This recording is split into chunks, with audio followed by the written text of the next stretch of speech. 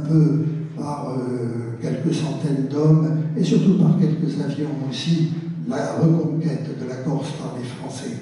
Donc les anglo-saxons, à ce moment-là, reconnaissent un peu le statut de la France, et ça sera dit par Churchill aux communes le 21 novembre.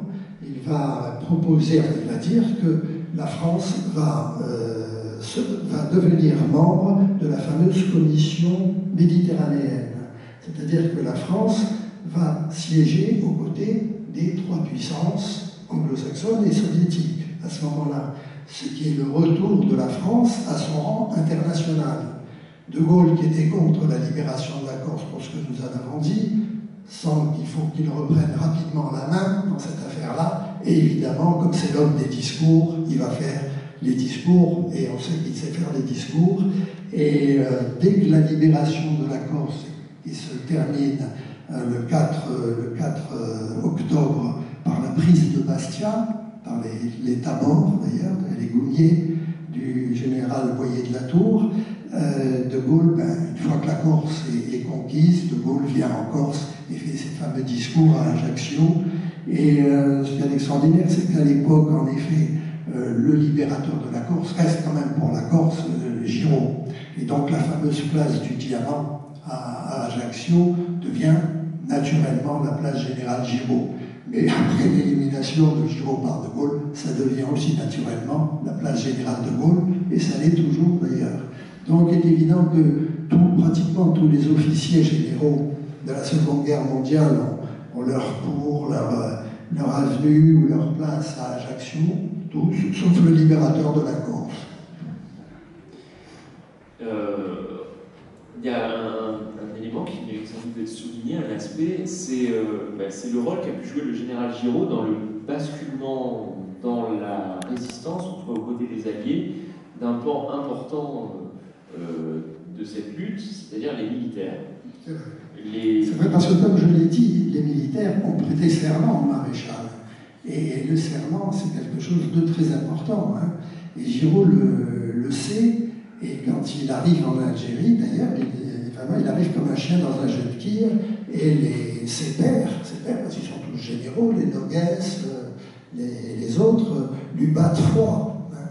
Donc, il va falloir arracher cette armée qui est maréchaliste, il va falloir l'arracher à Vichy, au maréchal, et lui faire renier son serment et passer du côté de la résistance. Donc ça ne va se faire véritablement qu'à partir du moment où Giraud va pouvoir remettre cette armée dans la guerre, et la campagne de Tunisie va évidemment aider considérablement cette politique. Remettre l'armée française d'Afrique du Nord dans la guerre, à partir du moment où on allait voler de victoire en victoire, car Giraud va quand même apporter à cette France vaincue, avec l'affaire de Tunisie plus l'affaire d'Italie, Giraud il apporte au moins 2 ou 3 victoires françaises à ce moment-là. Donc ce qu'on ignore, ce que l'on ne veut pas voir, mais Giraud apporte à cette France meurtrie au moins 2 victoires, et plus la 3e avec l'Italie, puisque c'est quand même lui qui est à l'origine de la campagne d'Italie.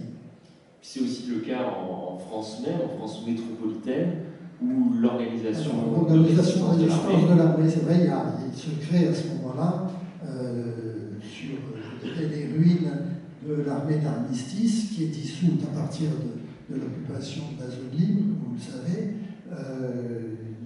se crée une organisation de résistance de l'armée que Giraud confie à son ami, le général Frère, qui sera d'ailleurs déporté, qui mourra en camp, puis le successeur, Revers, qui lui aussi va terminer en camp, je crois.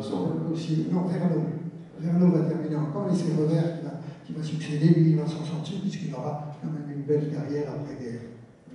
Voilà, ce livre, Opération Vésuve, c'est aussi l'occasion de connaître des figures héroïques peu connues aussi ici. Je pense notamment à celui que vous qualifiez de Jean Moulin Corse. C'est vrai, c'est le commandant de Bologna d'Istria. Il faut imaginer le travail qu'a fait cet homme qui est commandant, qui est un ancien lieutenant de tirailleurs d'ailleurs, qui est versé dans la gendarmerie et qui va, alors c'est un originaire de Corse, hein, les colonna d'Istria, c'est quand même une dynastie en Corse, et il va progressivement rassembler, réunir tous ces résistants. Nous sommes en Corse, vous le savez, il y a beaucoup de règlements de compte entre tous, et il va falloir quand même faire avec de cet ensemble un peu hétéroclite, il va falloir quand même faire une résistance qui se tienne. Et elle va tellement bien se tenir, cette résistance, qu'il va y avoir une compagnie supplémentaire du commando de choc qui va être créée simplement à base de Corse, et qu'il va y avoir quand même 13 000 engagés volontaires dans l'armée d'Afrique, hein, qui va débarquer un peu plus tard en Provence. Ce qui est ramené à la population de l'île fait quand même un ratio. C'est un ratio important.